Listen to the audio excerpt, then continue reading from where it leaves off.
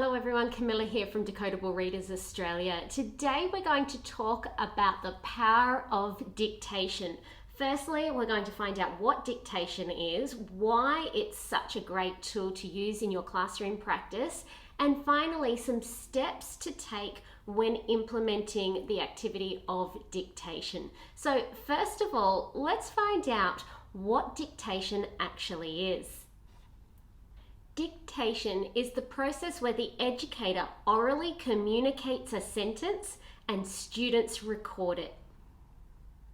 Dictation is such a simple activity to implement, yet it has so many benefits. So we're going to have a look at why dictation is so beneficial for your classroom practice.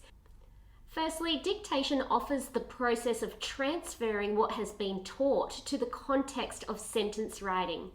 Especially in the first year of school where students are learning those letter sound correspondences and writing words, dictation allows students to practice that word writing but within an already formed sentence. So it brings us to our next reason why dictation is so important. Dictation, where the sentence has already been formed for the student, reduces the cognitive load.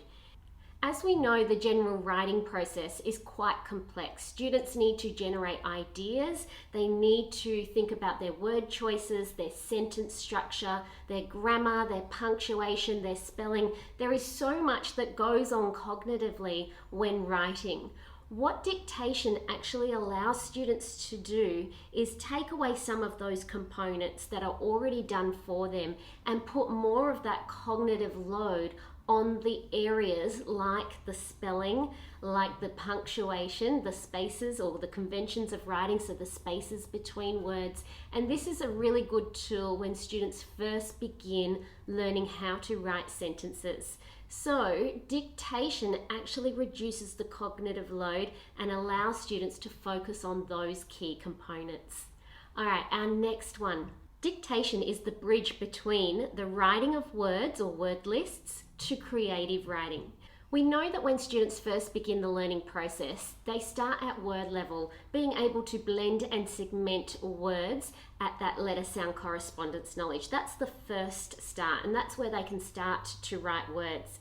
Our end goal is that creative writing where the letter sound correspondence and the words are done with automaticity. They can record as their brain's thinking about all the other components like their ideas and their sentence structure and their choice of words. What dictation is it's that bridge. It allows students to concentrate on some of those other areas prior to getting to that end result. So the sentences are formed for them and they're thinking about that letter sound correspondence knowledge, those conventions about writing, and they can really understand how a sentence is formed through a dictated sentence. So dictation is that bridge from the start to the end goal, and it's a powerful tool to use in your classroom.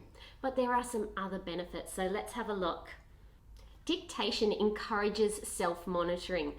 Part of the dictation process is correcting the sentence. So the teacher displays the correct sentence and together they go through the sentence with the students and the students can mark their own work, celebrating those successes as well as monitoring what needed to be corrected. So dictation really encourages that self-monitoring and going back, rereading the sentence and viewing those components of a sentence. And lastly, assessment. Dictation can be a great assessment tool.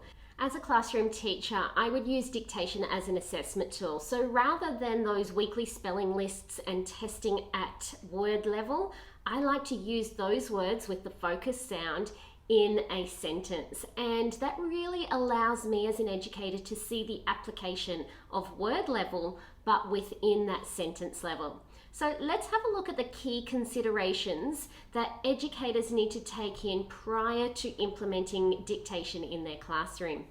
We need to make sure that sentence length is appropriate based on the students in front of us. Start small, even as small as a 2-word sentence like Pat sits, and build in complexity. You can build to a simple sentence and then go even further to a compound or a complex sentence, depending on the student's ability. Now, also, we need to make sure that the words in the sentences that we give only contain the letter sound correspondences that have been explicitly taught. Also, the sight words or high frequency words that appear in the sentences must have been explicitly taught as well. Finally, model the process. Like anything new, we need to make sure that students really understand the expectation and the process. So to begin with dictation, you might actually dictate the sentence word by word and have them record it. However, when students get familiar with the process, you can move to a regular dictation lesson. So let's actually have a look at what a regular dictation lesson might look like. Here are some of my inclusions that I used to use as a classroom teacher that really allowed students the time to process the sentence, record the sentence, check the sentence or proofread their sentence, as well as correct it. So we're going to have a look at the key steps. Step 1 is to say the sentence out loud. Having the students hear the sentence, you may need to repeat the sentence a couple of times, especially if you are giving a longer sentence. Step 2, have the students orally repeat the sentence to make sure that they have heard the sentence accurately. Step 3, students write the sentence. It's important during this time that you don't interrupt the process, even if you see a mistake, because when you get to the next part, read out the sentence so students can check their work.